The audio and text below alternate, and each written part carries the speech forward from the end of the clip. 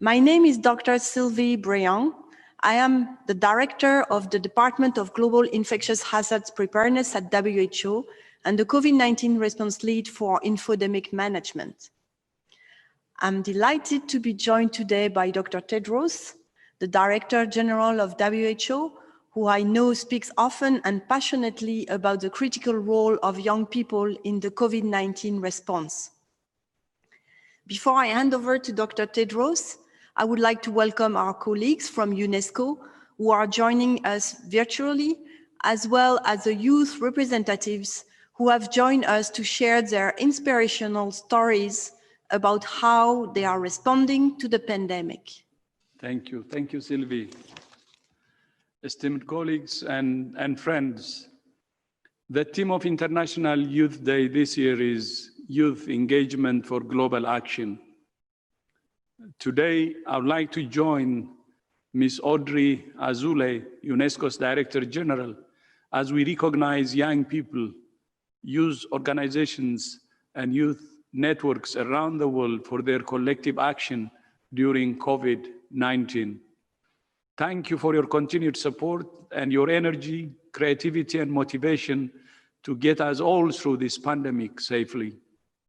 You have a big role to play here. This pandemic is having a major impact on the future of young adults, not just from the virus itself, but because of its impacts on the economy, employment, education, and the overall health system. Despite the challenging circumstances, my colleagues in WHO and I are inspired by your resilience and by your commitment to contribute to the COVID-19 response in your local communities and beyond. We want young people to be informed and make choices about their health to prepare for long and healthy lives. It's critical that we engage with young people now to start the journey to understanding their own health.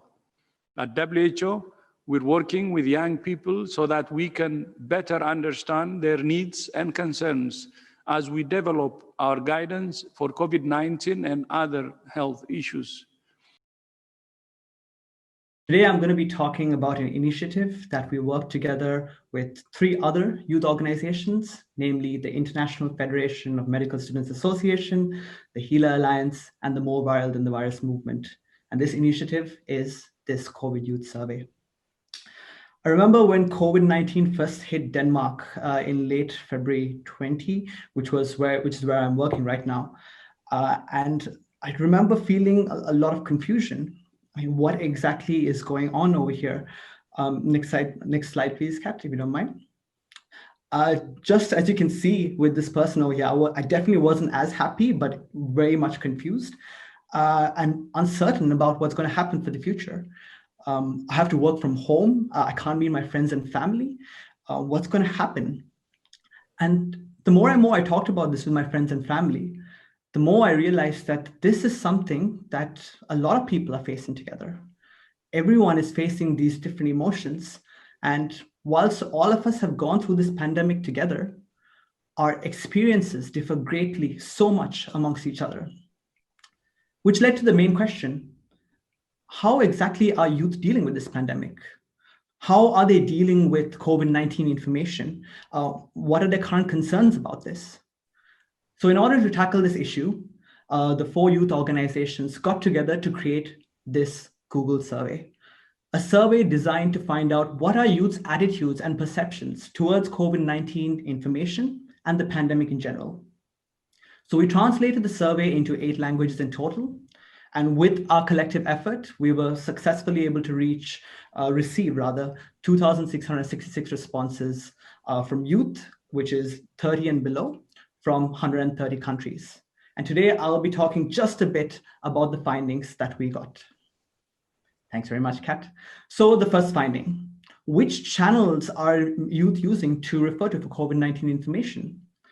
Well, they're using WHO, so the website, social media, WHO social media rather, newspapers and electrical journals, and television news, as opposed to listening to information from celebrities and influencers and family and friends. So showing that they are looking to reputed sources of information.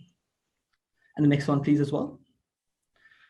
But all this information, as you can imagine, is having quite a bearing on all of us. Maybe some of you have heard of the term COVID fatigue.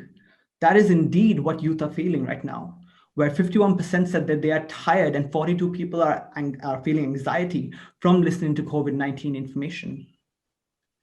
And the next one as well, thank you very much.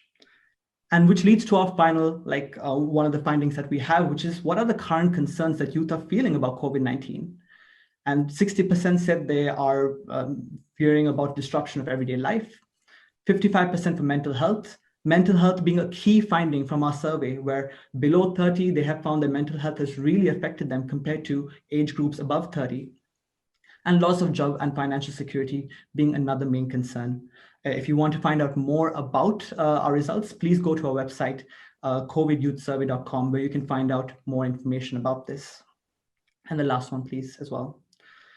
So what are our next steps with regards to this? Well, we are hoping to create a report, which we will share with WHO, with UNESCO, and also with international health authorities about our findings.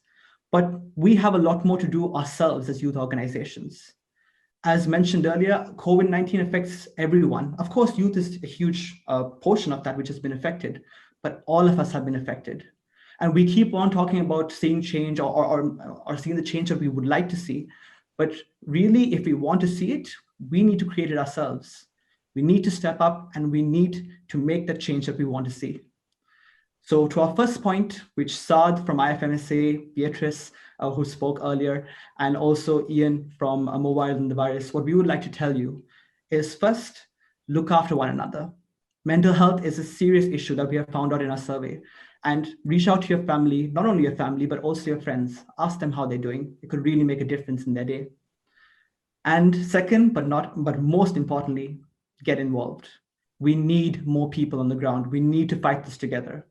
And the four of us, all of the four organizations, and on behalf of all youth organizations who have been working on COVID-19 initiatives, we look forward to collaborating with you in the near future to eradicate COVID-19.